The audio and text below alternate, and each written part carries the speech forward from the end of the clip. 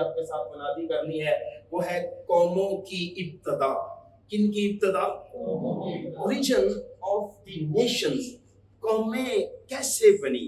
تو بات کر رہے ہیں قوموں کی ابتدا پر۔ جب ہم قوموں کی ابتدا پر بات کرتے ہیں یا قوموں کے آغاز پر بات کرتے ہیں یا قوموں کے اوریجن پر بات کرتے ہیں کہ قومیں کیسے بنی، خداوند یسوع مسیح نے کہا کہ میں تم سے سچ کہتا ہوں کہ آخر دنوں میں کیا ہوگا، قوم پر قوم اور سلطنت پر سلطنت کیا کرے گی؟ چڑھائی کرے گی۔ آج ہم جس دور میں رہ رہے ہیں، قومیں قوموں پر چڑھائی کر رہی ہیں، بادشاہیاں بادشاہیوں پر چڑھائی کر رہی ہیں، لیکن سوال یہ اٹھتا ہے کہ ان قوموں کا جو آغاز ہے وہ کیسے ہوا؟ دیکھیں، اقوام کا آغاز کیسے ہوا، کیسے قومیں بنی ہیں؟ پہلی بات، دنیا کی اگر تاریخ پڑھے تو دنیا کہتی ہے کہ قومیں قربانیوں سے بنتی ہیں۔ دیکھیے، بات ہم کر رہے ہیں قوموں کی اس ریجن پر۔ جب ہم قوموں کی ریجن کی بات کرتے ہیں تو آدم اور حوا سے کہانی شروع ہوتی ہے۔ آدم اور حوا گناہ کی وجہ سے عدن سے باہر نکالے گئے تھے۔ کوئی شک ہے؟ گناہ کی وجہ سے آدم اور حوا باغ عدن سے باہر نکالے گئے تھے اور اس میں داخل ہونے سے انہیں منع کر دیا گیا، لیکن ان کی اولاد جو ان سے پیدا ہوئی باغ عدن سے نکالے جانے کے بعد، وہ خدا کو اپنی قربانیاں آ کے پیش کرتے رہے۔ تو کہاں پہ قربانیاں پیش کرتے رہے؟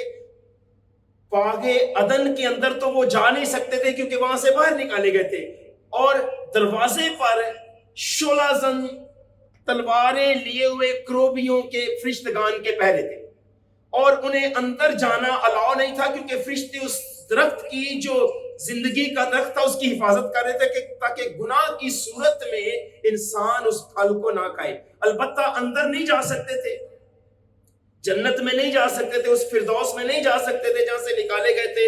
البتہ جو وہ کر سکتے تھے وہ اس کے دروازے پر آتے، اور عدن کے دروازے پر آ کے وہ خدا کے سامنے آدم اور اپنی ماں حوا کے ساتھ ان کی اولاد جو تھی وہ قربانیاں چڑھاتی، اور یوں وہ خدا کو اپنی قربانیاں پیش کرتے، اور اس طرح سے ایک زمانے تک، ایک مدت تک انسان نے یا انسانیت نے خدا کو حاکم اعلیٰ تسلیم کیا۔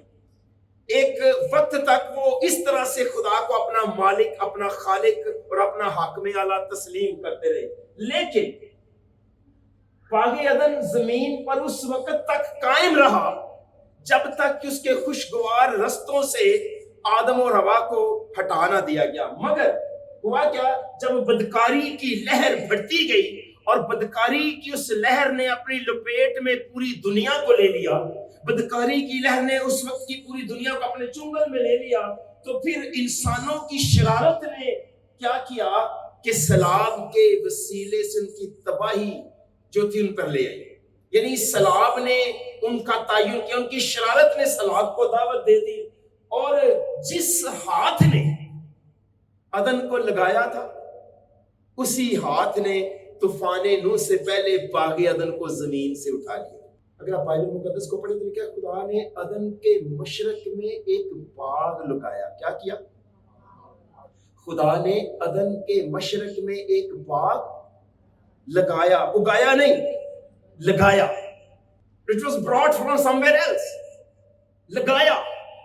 تو جس نے لگایا تھا اسی نے اٹھایا، اس سے پہلے کہ طوفان زمین کی حالت کو تباہ کرتا۔ مگر ایک وقت آئے گا کہ جب نئی زمین بنے گی، نیا آسمان بنے گا، تو باغ عدن کو زیادہ شاندار طریقے کے ساتھ پھر سے لگایا جائے گا اس نئی زمین پر۔ اور مکاشفہ کی کتاب کا 21واں باب ہمیں یہ حقیقت بتاتا ہے اور اس سے ہمیں آشکارا کرتا ہے، اور اس میں زندگی کا درخت بھی ہوگا، سال میں 12 بار پھلے گا، ہم اس سے پھل توڑ کے کھایا کریں گے۔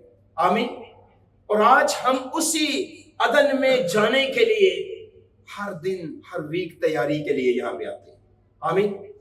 ہم اپنے آپ کو پریپیئر کر رہے ہیں، اپنے آپ کو تیار کر رہے ہیں۔ دیکھیے، جب ہم قوموں کے آغاز کی بات کرتے ہیں، قوموں کے ریجن کی بات کرتے ہیں، تو کلام پاک میں لکھا ہے نوح کے بیٹوں کے خاندان، ان کی گروہوں اور نسلوں کے اعتبار سے یہی ہے۔ طوفان کے بعد جو قومیں زمین پر جا بجا منقسم ہوئی وہ انہی سے تھی۔ کلام پاک میں لکھا ہے جو قومیں زمین پر جگہ جگہ بسی وہ نوح کے ان 3 بیٹوں سے بسی۔ 3 بیٹوں کے نام یاد ہے؟ سم، حام اور یافت۔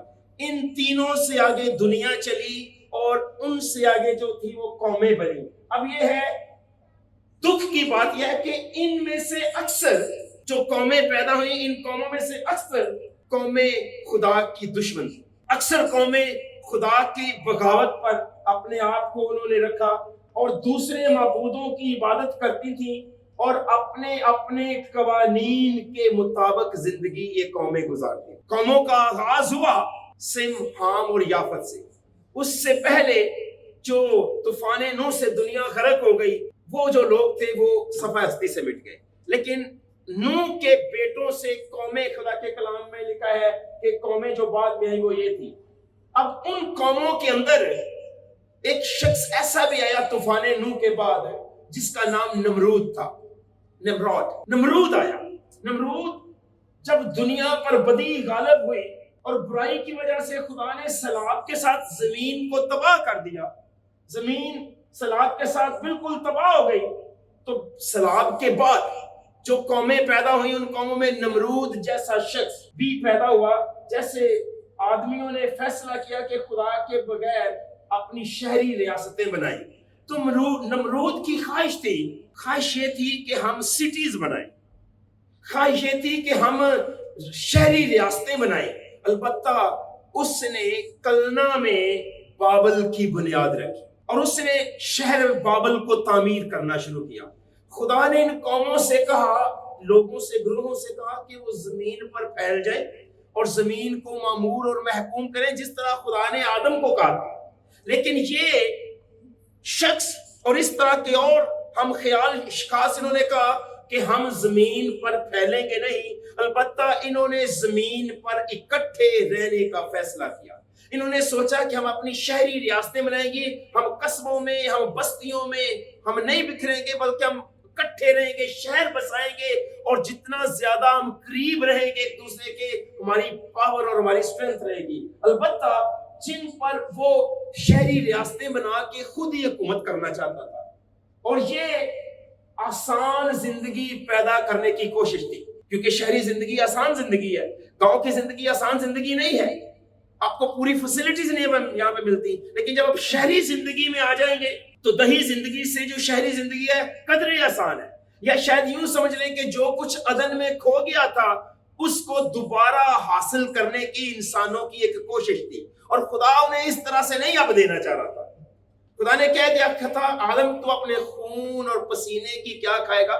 روٹی کھائے گا، یعنی تو پسینہ بہائے گا، خون بہائے گا، اور تو اپنے منہ پسینے کی روٹی کھائے گا، زمین کو تو جوتے گا اور زمین تجھے اپنا حاصل نہیں دے گی، تو محنت کرے گا، زمین تجھے اپنا پورا حاصل نہیں دے گی، تو وہ تیرے لیے اونٹ کٹارے اگائے گی۔ یہ قرض ہے، کام قرض نہیں ہے، کام برکت ہے۔ خدا نے گناہ سے پہلے آدم کو پاک کی نگہبانی کرنے کا کام دیا تھا تاکہ وہ تندرست اور توانا رہے، لیکن کام لعنت نہیں تھا۔ لیکن اب چونکہ گناہ کے بعد ایکسٹرا کام ایک لعنت بن گیا تھا روٹی کمانے کے لیے، اور آج لوگوں کے پاس سونے کا وقت نہیں ہے، ٹرپل جاب کرتے ہیں، ڈبل لوگ جاب کرتے ہیں، ٹرائی ٹو ارن دا منی، پیسہ کمانے کے لیے۔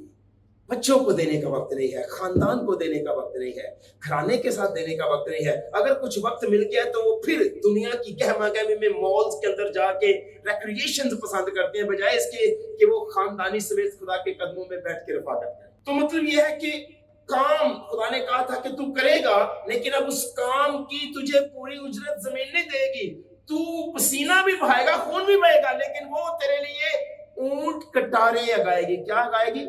اونٹ کٹارے گا کہ فصل تجھے میسر پوری نہیں ہوگی۔ البتہ شاید انسانوں نے بجائے خدا کے پلان کو فالو کرنے کے، باغ عدن سے نکلنے کے بعد جب طوفان نوح نے سب کو تباہ کر دیا، ان کی نسل کو جو باغی تھی، اور پھر آدم نوح سے آگے جو نسل چلی، اور ان نسلوں نے شہری ریاستیں بنانے کا پلان کیا۔ انہوں نے سوچا کہ ہم اپنی سٹی سٹیٹس بنائیں گے اور سٹی سٹیٹس پر وہ خود حکومت کرنا چاہتے تھے، لیکن یاد رکھیں کہ اس زمین کا خالق اور مالک خدا ہے۔ آمین۔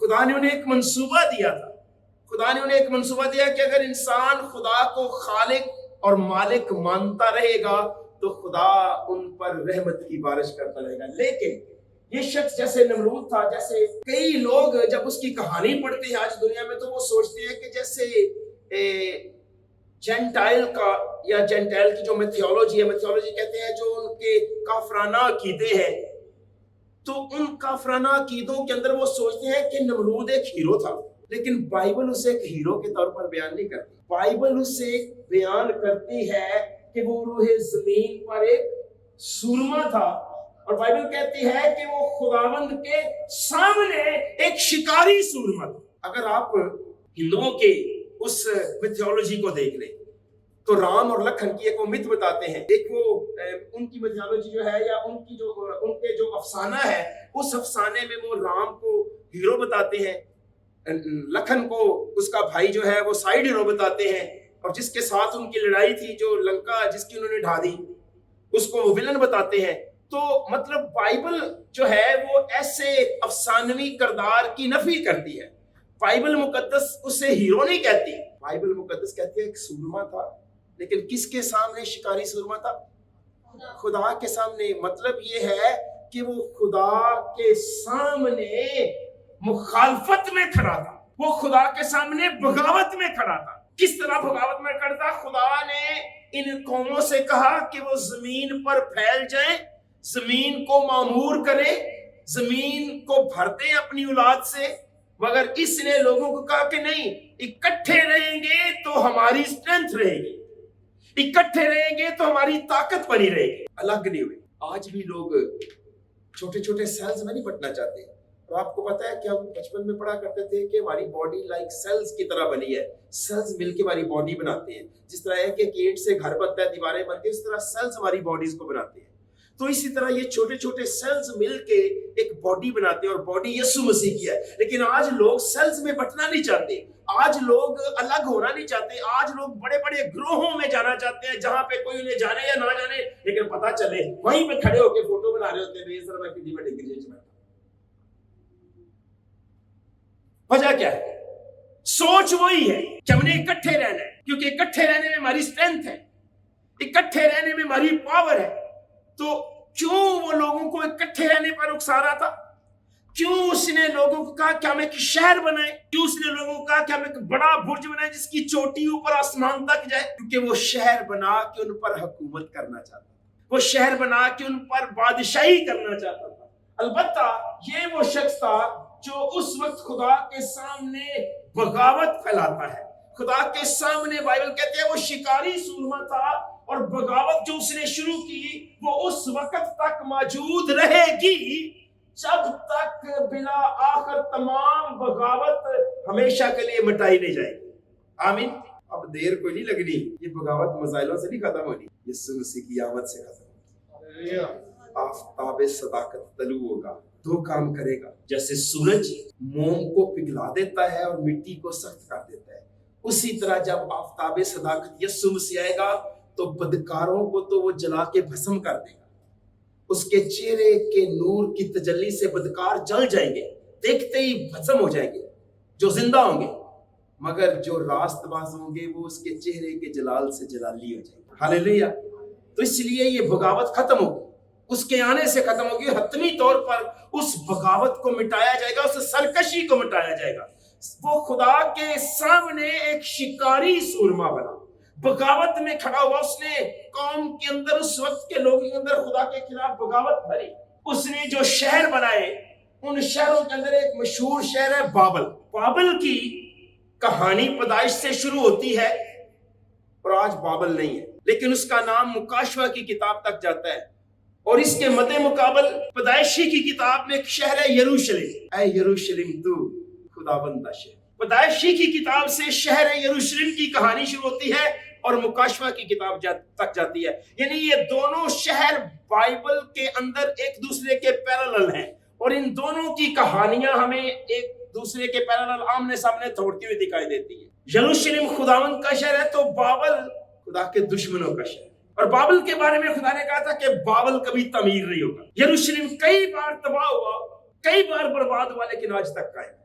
बाबल का नामो निशान नहीं है। ये 200 साल कबल उसे जमीन के सीने से निकाला गया, उसके खंडरात को। सदाम हुसैन आया, उसने कहा मैं शहर को तमीर करूंगा। हाँ, इस हद तक तामीर करना अच्छा था कि लोग आए उस अजूबे को देखें, लेकिन वो महज अजूबे के तौर पर उसे तामीर नहीं करना चाह रहा था कि लोग आए सियाहत करें, उससे दर्स हासिल करें कि ये कभी शहर था। वो उसको रहने के काबिल दोबारा बनाना चाहता था। लेकिन खुदा के कलाम में लिखा हुआ था कि बाबल कभी तामीर नहीं होगा, वो गीदड़ों के रहने की जगह बनेगा। लेकिन यरूशलेम में आज भी लोग बसते, हालेलुया। लेकिन अब हमारी नजरें इस वक्त उस मकबूजा यरूशलेम पर नहीं है जिसके लिए जंगें लड़ी जा रही है। उस मकबूजा यरूशलेम पर जो फलस्तीन में हमारी निगाहें नहीं है। वो शहर कहा गया था कि तेरा शहर तेरे लिए तेरा घर वीरान छोड़ा जाता है। अब हमारी जमीन वाली यरूशलेम हमारी माँ नहीं है। पौलुस रसूल कहता है हमारी माँ नया यरूशलेम है जो आसमान से उतरने वाला है। आमीन। अब हम उस नए यरूशलेम की आस दिल में लिए हुए हर सब्बत की मुबारक घड़ियों में यहाँ पर आते हैं ताकि हम अपने दिलों को खुदा के कलाम की मोहब्बत से गरमा सकें। हालेलुया। इसलिए जहां पे बाबल उसने तामीर किया, किसने? नमरूद ने। वहीं पे उसने नैनवा शहर भी जो है वो भी तामीर किया। ये दो शहर उस नमरूद ने तामीर किए। बाबल को भी नमरूद ने तामीर किया और नैनवा को भी। नैनवा की कहानी आप योना की किताब में पढ़ सकते हैं। कितनों ने योना की किताब पढ़ी है? शाबाश जिन्होंने पढ़ी है। और जिन्होंने नहीं पढ़ी बुक ऑफ जोना, अगली दफा पढ़ के, अगली दफा अगर आप बुक पढ़ के आ गए तो फिर मैं इसका सेकंड पार्ट नहीं बांटूंगा, फिर मैं जोना की बुक पे बात करूंगा। अगर आप नहीं पढ़ के आएंगे तो फिर मैं इसका सेकंड पार्ट आपके साथ बांटूंगा। मैंने आपसे कहा था ना, अगापे फेलोशिप चर्च को खुदा ने कलाम का समुंदर दिया है। हालेलुया। हम किसी का कलाम चोरी करके नहीं सुना, हमें खुदा ताजा देते हैं। और वो लोग मुबारक है जो ताजा रोटी खाने के आती है। हालेलुया। वो लोग मुबारक है जो खुदा का ताजा रेमा अपनाते हैं। यहाँ पे उसने इन दोनों शहरों को तामीर किया, नैनवा को और बाबल को। लेकिन अब इन दोनों शहरों के अंदर से ही ऐसी कौमें फूटी। हम कौमों के ओरिजिन की बात कर रहे हैं, हम कौमों की इब्तिदा पे बात कर रहे हैं। इन दोनों शहरों के अंदर ऐसी कौमें फूटी जिन्होंने खुदा के लोगों के साथ दुश्मनी रखी और खुदा के लोगों को उन्होंने दुश्मन करार दिया। बाबल ने खुदा के लोगों इसराइलियों को 70 साल गुलामी में रखा, उन पर जुल्म किया। नैनवा के खिलाफ अगर कोई बोलता था तो उसे 2 सजाएं दी जाती थी। उसे इंसान की नजासत में जिंदा खड़ा करके इतना मुंह बाहर रखा जाता था और इंसान की नजासत से वो बंदा जल जल के बदबू से मरता था अगर कोई नैनवा के खिलाफ बात करता था। और अगर कोई शख्स नैनवा के खिलाफ बात करता तो उस शख्स को जिंदा को लिया जाता, उल्टा लटका के उसकी जिंदा की खाल उतारी जाती कि उसने नैनवा के खिलाफ बात क्यों की है। तो ये दोनों शहरों के अंदर जो कौमें बर्पा हुई वो खुदा के लोगों की दुश्मन कौमें थी। अब यहाँ पे जब हम बात करते हैं इन कौमों के उठने की, इन कौमों के बनने की, तो फिर खुदा ने एक और कौम को पैदा किया। कौमों की बगावत बढ़ती जा रही थी, कौमें खुदा की दुश्मन हो गई, कौमें खुदा के लोगों की दुश्मन होती जा रही थी। और फिर खुदा ने सोचा कि मैं एक और कौम पैदा करूं। लिखा है एक शख्स को खुदा ने उर से बुलाया। कहां से बुलाया? उर जो था वो बाबल का ही एक एरिया था। बाबल के एरिया से मैंने थीसिस जब मैंने लिखा तो इस उर पे लिखा। तो उस वक्त उस शहर जो था डेवलप्ड सिटी था, आरामदेह जिंदगी थी। उस शहर से खुदा ने अब्राहम को बुलाया। खुदा ने अब्राहम से क्या कहा? और मैं तुझे एक बड़ी कौम बनाऊंगा, मैं तुझे एक बड़ी कौम बनाऊंगा और बरकत दूंगा और तेरा नाम सो तू बायसे बरकत हो। मैं क्या करूंगा? बड़ी कौम बनाऊंगा, बरकत दूंगा, तेरा नाम सरफराज करूंगा। और यहाँ पे अब्राहम के बेटे और बेटियां बैठे। आमीन। मैं तेरा नाम करूंगा, तुझे नाम कमाने की जरूरत कोई नहीं है। मैं तुझे सरफराज करूंगा, मैं तुझे बड़ी कौम बनाऊंगा, तुझे बड़ा बिजनेसमैन बनाऊंगा, तुझे बड़ा घराना बनाऊंगा, तुझे अच्छा प्रीचर बनाऊंगा, तुझे अच्छा सिंगर बनाऊंगा, तुझे बरकत दूंगा और तेरा नाम करूंगा। अब तू बाइसे बरकत हो, तू बाइसे बरकत। अब तेरे अपने इख्तियार में है कि तू बाइसे बरकत होना चाहता है या नहीं। मैंने जो वायदा किया वो मैं पूरा करूंगा। हम कौमों के ओरिजिन पे बात कर रहे हैं, हम कौमों की इब्तदा पे बात कर रहे हैं। यहाँ पे एक और कौम की इब्तदा खुदा करता है। खुदा यहाँ पे अपने लोगों को चुनता है। याद रखिए पैदाइश 10वें बाब में जब अक़वाम का या कौमों का हवाला दिया जाता है तो अब्रानी जुबान में लफ्ज कौमों के लिए जो इस्तेमाल हुआ है वो है गॉइम। क्या लफ्ज है? गॉइम। अंग्रेजी में कहते हैं जेंटाइल्स। क्या कहते हैं?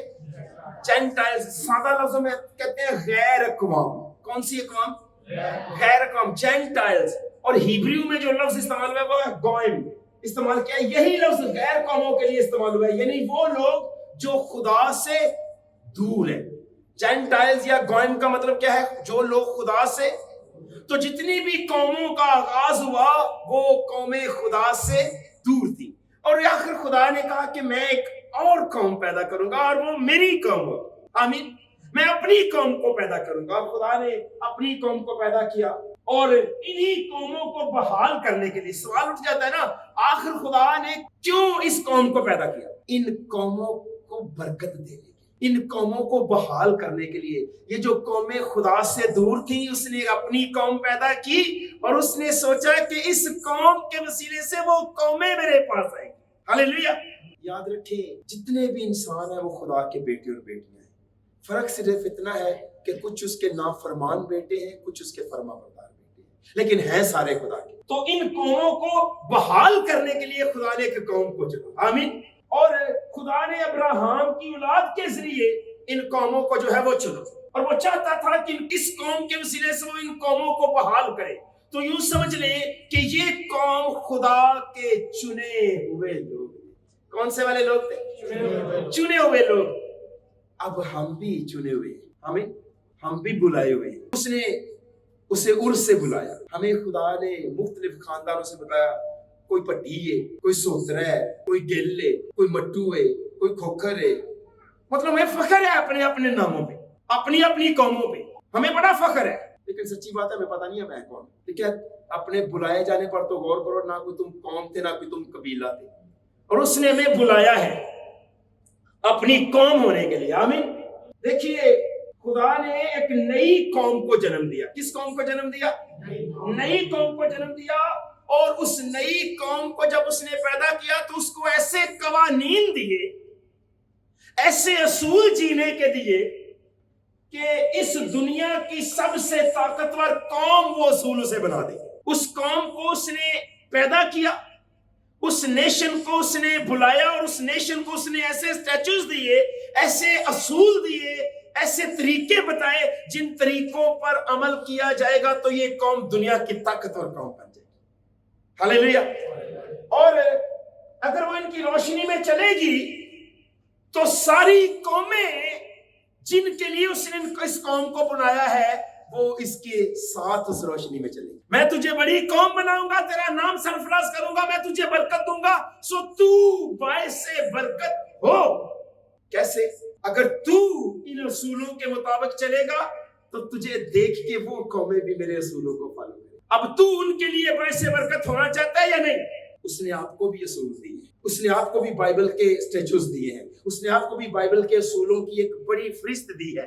और वो चाहता है कि अगर आप इन असूलों के मुताबिक जिंदगी बसर करोगे तो जिन कौमों में, जिन ऑफिस में, जिन बिजनेस के दरमियान आप काम काज करते हो वहां वो लोग आपके अच्छे रवैये को देख के यीशु मसीह को कबूल करेंगे।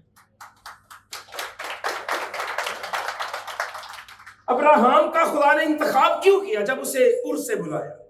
क्यों खुदा ने अब्राहम को चुना? क्यों खुदा ने अब्राहम को चुना? इसलिए क्योंकि मैं जानता हूं, खुदा ने कहा, कि वो अपने बेटों और अपने घरानों को जो उसके पीछे रह जाएंगे वसीयत करेगा। क्या करेगा? वसीयत करेगा कि वो खुदावंद की राह पर चलकर अदल और इंसाफ को करे, अदल और इंसाफ करे। मैंने अब्राहम को इसलिए चुना है, मैं जानता हूं कि अब्राहम अपने बेटों को नसीहत करेगा, उन्हें वसीयत करेगा, जो पीछे रह जाएंगे कि वो अदल और इंसाफ करें। कैसे? खुदावंद की राह पर कायम रहकर। किसकी राह पर कायम रहकर? और खुदावंद की राह कौन है? राह और हक और जिंदगी। वो यीशु मसीह के साथ पवित्र रहकर अदल और इंसाफ को कायम रखे। खुदा अब्राहम के बारे ये जानता है। क्या आप जानते हैं कि खुदा आपके बारे में ये जानता है? क्या हम बाबरकत नहीं कि खुदा ने मेरी औलाद इसलिए दी है कि मैं इसलिए इसे बच्चे दे रहा हूँ क्योंकि ये अपने बच्चों को मेरी राहों पर चलाएगा। आमीन। खुदा आप पर भरोसा करता है, ये कम इज्जत की बात है। खुदा आप पर फख्र कर रहा है, खुदा आपका यकीन कर रहा है, ये कम फख्र की बात है।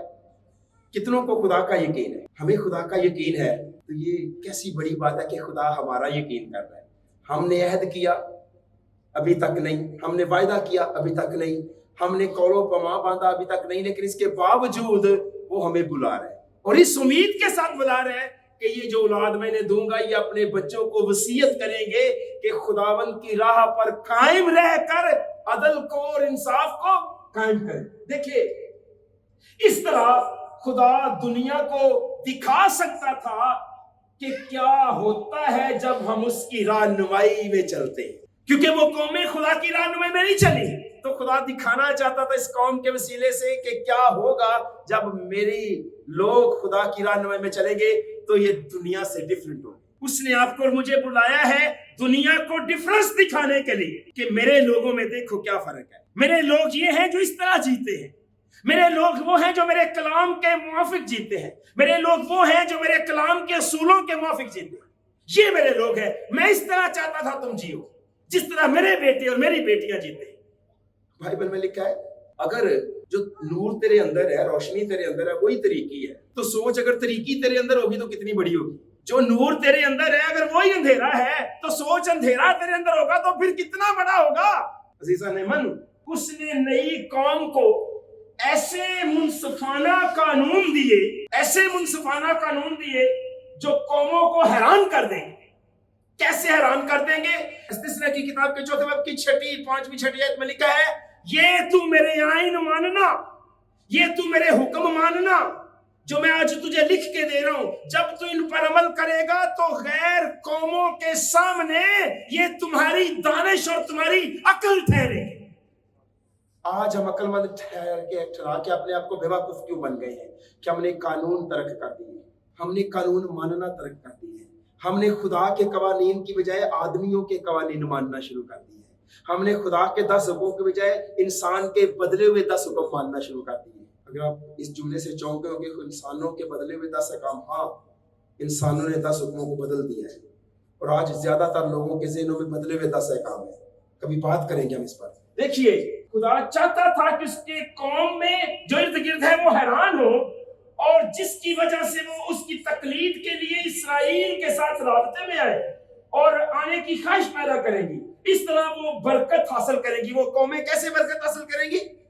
उसने कहा तू बायसे बरकत हो। जब तू उनके लिए बायसे बरकत होना चाहता है तो तू मेरे कवानीन पर अमल करे और तुझे इन कवानीन पर अमल करते देखकर जो तेरी अकल और तेरी दानिश ठहरेंगे, वो कौमें भी अकलमंद बनना चाहेंगी, वो कौमें भी दानिशमंद बनना चाहेंगी और तेरे साथ दोस्ती रखना चाहेंगी।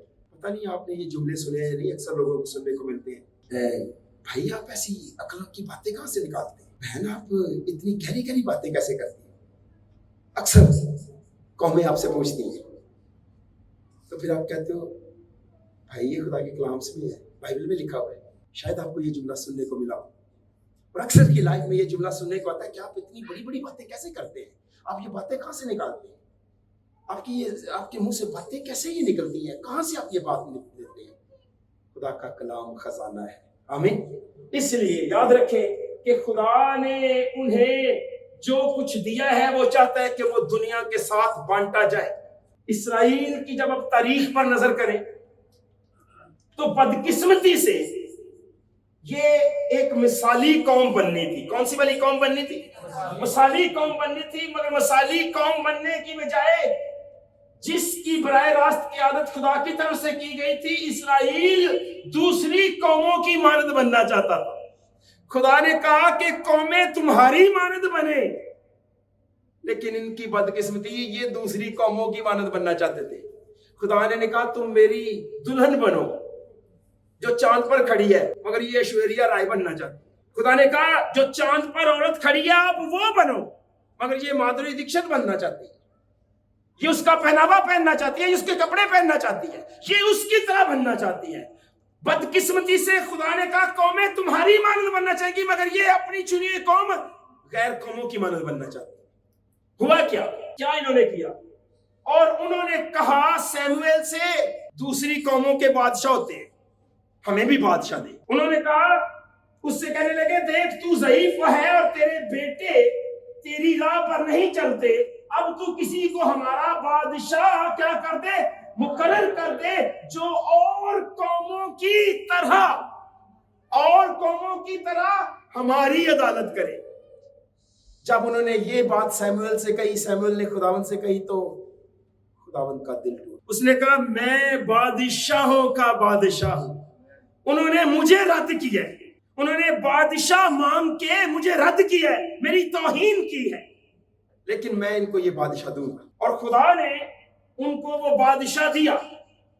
بادشاہ مانگ کر انہوں نے خدا کو ٹھکرا دیا، یہاں تک کہ بادشاہ ہونے کے نتائج سے خدا نے انہیں آگاہ کیا کہ جب بادشاہ تمہیں مل جائے گا تو نتیجے یہ نکلیں گے۔ انہوں نے کہا جی ہمیں منظور ہے، وہ اپنی بغاوت پر اٹکے رہے۔ آج خدا کا کلام ہمیں آگاہ کرتا ہے کہ خدا کے حکموں سے باہر جانے کے یہ نقصانات ہیں، لیکن ہم اپنی بغاوت پر اٹکے رہتے ہیں، ہم اپنے باغی پن اور ضدی پن پر اٹکے رہتے ہیں۔ یہ اٹکے رہے، انہوں نے کہا جی کچھ بھی ہو ہمیں تو دوسری قوموں کی طرح بادشاہ دے۔ البتہ اسرائیل کے اس رد عمل کو پہلے سے جانتے ہوئے خدا نے قوانین وضع کیے تھے۔ خدا جانتا تھا ایک دن یہ بادشاہ مانگے، اس لیے اس نے پہلے سے ہی قوانین یا اصول یا احکام لکھ دیے تھے، اور اگر ان کی اطاعت کی جائے گی تو یقیناً درخواست کردہ بادشاہ خدا کے آئیڈیل کے طور پر ممکن حد تک خدا کے قریب رہے گا۔ اگر یہ قوم خدا کے حکموں پر چلے گی تو یہ جو بادشاہ نے مانگا ہے یقیناً وہ خدا کا آئیڈیل رہے گا۔ خدا نے پہلے ہی قانون دے دیے تھے۔ اس کے باوجود بہترین بادشاہوں میں سے بھی بڑی خامیاں میں دیکھنے کو ملی۔ بہترین اسرائیل کے بادشاہوں نے بھی کہا جاتا ہے کہ اکثر نے برائی کی۔ اسرائیل کی تاریخ میں جتنے بھی بادشاہ ہیں ان میں سے زیادہ تر کرپٹ تھے، زیادہ تر برائی کرتے رہے، اور انہوں نے بادشاہ ہونے کا ذائقہ چکھ لیا۔ ان کے بچوں کو غلام بنایا گیا، ان کی بیٹیوں کی عزتیں حرمتیں خراب ہوئی، ان کا ملک تباہ و برباد ہوا، انہوں نے نتیجے بھگتے۔ بادشاہوں نے ان پر ظلم اٹھائے، ٹیکسز رکھے، انہیں اندازہ ہو گیا کہ ہم نے خدا کو رد کیا، لیکن وہ پھر بھی اپنے ضد پر اٹکے رہے۔ آخر کا غور کریں تو بادشاہ بھی تو ایک گناہ گار ہے نا، جو گناہ گاروں پر حکومت کرتا ہے۔ بادشاہ کون سا کوئی فرشتہ ہے؟ حاکم بھی تو انسان ہی ہے نا، تو گناہ گار ہی تو گناہ گاروں پر حکومت کر رہے ہیں۔ اس لیے اس وجہ سے آنے والی خدا کی بادشاہی کے علاوہ کوئی راست بادشاہی نہیں ہے، اور وہ بادشاہ کا بادشاہ آنے والا ہے۔ ہاللیلویا! اس کی بادشاہی راست بادشاہی ہے، اور اس کی بادشاہی ابدی ہے۔ بادشاہ رفتہ رفتہ مزید شریر ہوتے گئے۔ اسرائیلی بادشاہ جب تک خدا نے بابلیوں کو اپنے لوگوں کی غلامی میں اصلاح کرنے کے لیے انہیں اجازت نہ دی، وہ یقیناً اصلاحی معاملہ تھا۔ آخر اتنے کرپٹ ہو گئے کہ خدا نے بابل کا ایک بادشاہ لیا اور اپنے ہی لوگوں کو اس کے حوالے کر دیا کہ وہ انہیں غلام بنا کے لے جائے، وہاں پہ 70 سال غلامی میں رکھ کے انہیں سزا دے اور ان کو ڈسپلن کرے۔ اور اس نے ان کو مارا، اپنی زبان سکھائی، ہیکل جو سلیمان نے بنائی تھی اس کو اس نے ملیا میٹ کر دیا، ان کا شہر یروشلم تباہ کر دیا، ان کی جوان لڑکیاں، جوان لڑکے، بچے، بوڑھے، سارے ہنرمند بندے وہ اپنے ملک بابل میں لے گیا۔ 70 سال ان سے غلامی کروائی، اور آخر یہ انہوں نے توبہ کی، آخر انہوں نے اپنے گناہوں کا اقرار کیا، اور 70 سالوں کے بعد خدا نے کہا تھا میں تمہیں تمہارے ملک میں واپس لاؤں گا، اور خدا اپنا وعدہ پورا کیا، اور 70 سالوں کے بعد خدا انہیں واپس لے گیا۔ جیسے ہم زبور گاتے ہیں، قیدی سیونی یہوہ نے لے آندے جد چھڑا، تد ساڈا حال سی جویں سپنا کوئی ویکھدا۔ اس قید میں انہوں نے سوچا کہ شاید ہی اب ہم جائیں، لیکن خدا نے وعدہ پورا کیا، 70 سالوں کے بعد پھر انہیں شہر یروشلم میں لے آیا۔ ہاللیلویہ! اس لیے خدا نے اسی غلامی کے ملک میں رہتے ہوئے دانیل سے وعدہ کیا. دانیل سے خدا نے کہا اور سلطنت اور حشمت اور مملکت اسے دی گئی, یعنی یسوع مسیح کو رویا میں دکھایا, تاکہ سب لوگ اور امتیں, نیشنز, اہل لغت اس کی خدمت گزاری کریں. اور اس کی سلطنت ابدی سلطنت ہے جو جاتی نہ رہے گی, اور اس کی مملکت لا زوال ہوگی. جو مملکت یسوع مسیح کی ہے, جو بادشاہ یسوع مسیح کی ہے, جو آنے والی بادشاہی ہے, وہ لا زوال, وہ جاتی نہ رہے گی. اور بابل میں دانیل کو وعدہ دے دیا گیا کہ یسوع مسیح کی بادشاہی ابدی ہے, اور ہم خدا کی بادشاہی کے وارث ہونے کے لیے بلائے گئے. ہاللیلویہ. اس لیے کلیسیا کی تاریخ پر جب آپ بات کرتے ہیں تو یسوع مسیح کے کلام میں لکھا ہے, تم میں ایسا نہ ہوگا بلکہ جو تم میں بڑا ہونا چاہے وہ تمہارا خادم بنے.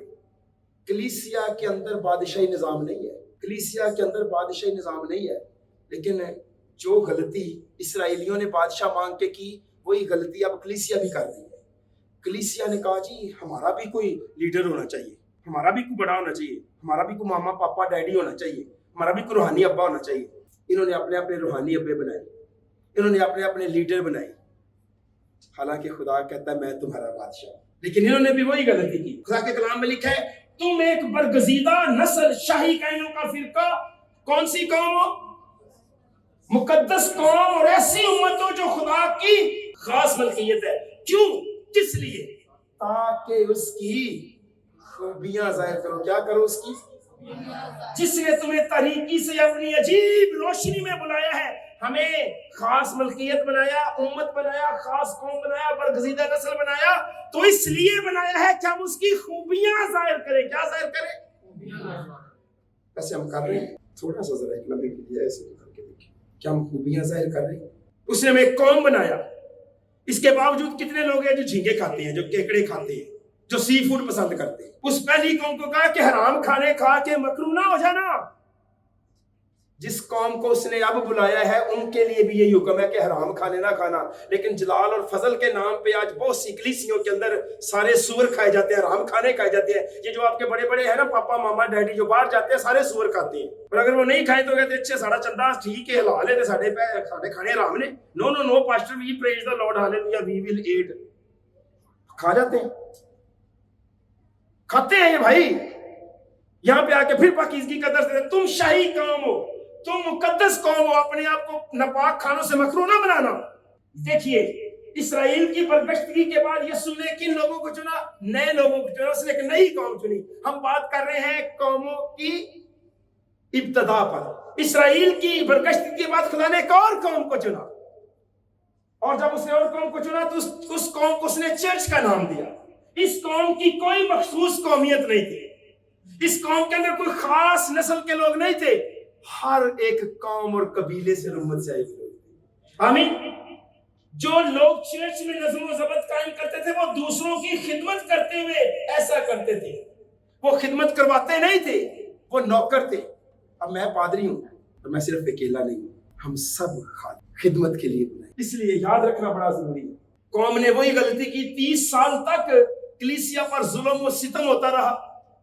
3 صدیاں یسوع کے جانے کے بعد کلیسیا نے ایمان پر کھڑے رہی اور بڑا ظلم سہا. جب انہوں نے, چرچ نے بڑا ظلم سہا, لیکن چرچ ظلم سہنے کے باوجود وفادار رہا. انہوں نے کمپرومائز نہیں کیا. لیکن جب انہوں نے کمپرومائز نہیں کیا تو پھر ایک غیر سرکاری بندہ حکمران بن گیا جس کا نام کانسٹنٹائن تھا. کانسٹنٹائن ایک رومی تھا, اور وہ جب کنورٹ ہوا, یسوع کو اس نے قبول کیا, تو اس نے مسیحیت کو ایک قانونی مذہب بنا دیا, اور جو ظلم و ستم مسیحیت پر ہو رہے تھے وہ ہونا بند ہو گئے. البتہ وہ حکمران بن گیا غیر سرکاری, اس نے چرچ کو کنٹرول کرنا شروع کر دیا. اور جب 4تھی صدی آئی, 5ویں اور 6ٹھی صدی میں چرچ کا ہیڈ رومی بشپ بنا دیا گیا. بشپ آف روم آیا اور اس نے پوری کلیسیا کا ہیڈ بن گیا. 5ویں اور 6ٹھی صدی میں چرچ نے ریاست پر تیزی سے انحصار کرنا شروع کر دیا, اور بشپ آف روم جو تھا اس کو اختیار ملا. البتہ حکومت اب چرچ پر حکومت نہیں کر رہی تھی, بادشاہی رومی حکومت نہیں کر رہی تھی. اب بشپ آف روم چرچ کا بادشاہ بن گیا تھا. اور ویٹیکن سٹی میں آپ کو پتا ہو کہ واحد ایک ایسا ملک ہے جہاں پہ پوپ کی بادشاہی ہے, لیکن چھوٹا سا شہر پوری دنیا کو کنٹرول کر رہا ہے. یہاں پہ یہی ہوا. اختیار زیادہ ریاست کی بجائے بشپ کو مل گیا، بشپ پر چرچ نے زیادہ انحصار کیا. لیکن قرون وسطی میں، قرن کا مطلب ہوتا ہے صدی، سو قرون جمع ہے. قرون وسطی یعنی جو وسطی صدیاں ہیں، 6 صدی سے لے کے 16ویں صدی تک، ان صدیوں کے اندر کیا ہوا کہ چرچ کے اختیار کی تابع داری جو بندہ نہیں کرتا تھا، 6 صدی سے لے کے 16ویں صدی تک، جس نے بشپ آف روم کی بات نہیں مانی، اس کو قید میں ڈالا گیا، اس کو موت دی گئی، اس کو اذیت دی گئی. کیونکہ ایک دفعہ اس قوم نے بھی وہی غلطی کی جو اسرائیل نے بادشاہ مانگ کر کی تھی. خدا اس کلیسیا کا سر ہے، لیکن انہوں نے انسان کو اپنا سر بنایا، انہوں نے انسان کو اختیارات دے دیے، اور جو ظلم اسرائیلی بادشاہ کرتے رہے وہ ظلم خدا کی کلیسیا پر قرون وسطی میں ہوتا رہا. اب میں عرض کر رہا تھا کہ وہی غلطیاں چرچ نے بھی کی جو غلطیاں قوم اسرائیل نے کی، لیکن اس کے ساتھ ساتھ جو خدا کے لوگوں کی تاریخی حقیقت ہے، ایسے لوگوں کی تاریخ رہی ہے جنہوں نے اپنا کام ذمہ داری سے نہیں کیا. ہماری اگاپے فیلوشپ چرچ کی تاریخ یہ ہے کہ ہم نے اپنا کام ذمہ داری سے نہیں کیا. ہماری تاریخ کوئی زیادہ لمبی نہیں ہے، ہماری تاریخ یہاں پہ 20 سالوں کی تاریخ ہے. 20 سالوں میں ہم نے اپنی زیادہ تر نے ذمہ داریاں نہیں نبھائی. تو جو کام خدا کے لوگوں کو دیا گیا تھا انہوں نے کیا نہیں ہے، وفاداری سے کیا نہیں. جو کام کرنے میں وہ ناکام رہے ہیں، وہ کام کرنے میں ناکام ہے. پھر بھی دنیا کو خدا نے اسرائیل اور کلیسیا کے ذریعے نجات کا مبارک پیغام دیا ہے. اگرچہ ہم ناکام رہے ہیں لیکن پھر بھی اس نے نجات کا پیغام دنیا کو سنانے کے لیے ہمیں دیا ہے. آمین. یہاں پہ ہم تاریخ کے آخری دور میں رہ رہے ہیں. کون سے دور میں رہ رہے ہیں؟ آخری دور میں رہ رہے ہیں. اور دنیا کا نور ہونے اور خدا کی نجات کا اعلان کرنے کے اپنے مقصد کو پورا کرنے کا ہمارے پاس یہ آخری موقع ہے. وقت آخری ہے، موقع آخری ہے، اس لیے یاد رکھنا بڑا ضروری ہے. خدا کے کلام میں لکھا ہے، میں خداوند نے تجھے صداقت سے بلایا. کس سے بلایا؟ میں تیرا ہاتھ پکڑوں گا، تیری حفاظت کروں گا، لوگوں کے عہد اور قوموں کے نور کے لیے تجھے دوں گا. میں تجھے بناؤں گا. You will be a covenant and a light for Gentile. تو غیر قوموں کے لیے نور ہوگا اور غیر قوموں کے لیے میرا عہد ہوگا. اس نے ہمیں قوموں کے لیے عہد بنایا ہے، اس نے ہمیں قوموں کے لیے نور بنایا ہے. یہ خدا نے اسرائیلیوں سے کہا، لیکن جب ہم اپنی بات کرتے تو یسوع نے کہا تم دنیا کا نور، تم ہاللیلویا، تم دنیا کا نور ہو. اسرائیل کیسے قوموں کا نور بن سکتا تھا اور آج کلیسیا کیسے دنیا کا نور بن سکتی ہے؟ وہی ہے، تیرے کلام میں دل وچ رکھیا تے کرانا تیرا. جو اس نے اسٹیچوز دیے ہیں ان پر عمل کرنے کے ساتھ، کیسے اس کی فرمانبرداری کے ذریعے، کیسے اور گناہ کا لوگوں کو حل دکھانے کے ذریعے. جب کوئی بندہ گناہ کر کے آتا تھا تو اس کو بتایا جاتا ہے، اسرائیلی بتاتے تھے کہ بھائی بکری لا، ذبح کر، قائن کو دے، اس کا خون بہے گا، تیرا گناہ جاتا رہے گا. اور آج ہمیں کہا گیا ہے کہ ہمیں خدا نے ایسا بیٹا بخش دیا ہے دنیا کو، جو کوئی مان رہا ہے ہلاک نہ بلکہ ہمیشہ کی. تو آج ہم بھی دنیا کا نور بن سکتے ہیں اسرائیل کی طرح، جب ہم دنیا کو گناہ کا حل دکھاتے ہیں کہ خدا نے گناہ کا حل دے دیا. آمین. اور پھر دوسری آمد کا جب ہم اعلان کرتے ہیں، کس کا؟ خدا نے عیسائی کی کتاب میں کہا کہ اے بشارت دینے والی، کوٹھے پہ اونچے پہاڑ پر چڑھ جا اور کہہ کہ تیرا بادشاہ جلد آتا ہے. اور آج ہمیں بھی یہ پیغام دیا گیا کہ اسرائیلیوں، روحانی اسرائیلیوں، دنیا سے کہو کہ خداوند خدا جلد آتا ہے. ہاللیلویا. ہمیں یہ پیغام دیا گیا، ہمیں یہ باتیں سونپ دی گئی. خدا کے کردار کا حتمی مظاہرہ اصل میں یسوع مسیح نے کیا ہے، لیکن اس کے باوجود بنیادی مقصد جس کے لیے خدا نے اسرائیل قوم کو قائم کیا وہ باقی دنیا کی مذمت کرنا نہیں تھا، ان کو شرمندہ کرنا نہیں تھا کہ تسی کنے پاپی ہو. خدا نے ہمیں اس لیے نہیں بلایا کہ ہم دوسروں کے گناہ کا بخار نہ پہ، یار کڈا پیڑا ہی یار اے کر دے. اگر وہ بیمار ہے تو یسوع کے پاس ہے. مگر یہ بھی ہمیں بات یاد رکھنی ہے کہ لوگ جب آپ کی زندگیوں میں یسوع کو دیکھتے ہیں تو وہ آپ کو دیکھ کے خود بخود شرمندہ ہوتے ہیں. اسرائیل کی پارسا لائف کو دیکھ کے قومیں شرمندہ ہوتی تھی، اس لیے ان سے نفرت رکھتی تھی. آپ سے بھی رکھی جائے گی. یاد رکھیں کہ جب کسی کے اندر کردار کا سامنا کرنا پڑتا ہے یسوع مسیح کے کردار کا، تو وہ شخص آپ کا دشمن ہو جاتا ہے. جب ہم خدا کے ساتھ ہم عام رہتے ہیں تو اس کے راست کردار کو نمایاں کرتے ہیں. قدرتی طور پر لوگ آپ کے اندر یسوع کا کردار دیکھ کے خدا کا یقین کرتے ہیں. آمین. مثالی طور پر ان لوگوں کی زندگیاں جو خدا کے حکم پر عمل کرتی ہیں، اس کے کردار کی آئینہ دان ہے، شو کیس ہے. جو لوگ خدا کے حکموں پر عمل کرتے ہیں ان کی زندگیاں شوکیس ہیں دوسرے لوگوں کے لیے، جن کو دیکھ کے لوگ برکت پاتے ہیں۔ آخری بات، کیسی اچھی قوت کے لیے ایک تبدیل شدہ آدمی جو روزانہ تبدیل ہوتا ہے۔ کیا ہوتا ہے؟ روزانہ تبدیل ہوتا ہے، دنیا میں برکت اور خوشی لانے کے لیے کام کر سکتا ہے۔ جب چرچ فرما برداری اور محبت کے جذبے سے لبریز ہو جائے گا تو اراکین دنیا میں ایک نجات بخش اثر ڈالے گا، اور خدا اس اثر اور رسوخ کو کامیابی اور فتح کا تاج پہنانے کے لیے ان سے کوئی چیز نہیں روکے گا۔ مرد اور عورتیں روحوں کی نجات کے لیے خدا کی ایجنسیاں ہیں۔ مرد اور عورتیں روحوں کی نجات کے لیے خدا کی ایجنسیاں ہیں، اور وہ لوگ ہیں یہ جو گناہ گاروں کو مسیح کی طرف متوجہ کرنے کی شدید خواہش سے معمول ہیں، انہیں ہی آسمانی ہمدردی اور تعاون حاصل ہوگا۔ تو میری دعا ہے کہ آپ وہی خداوند آپ کو کریں۔ اپنے قدموں پر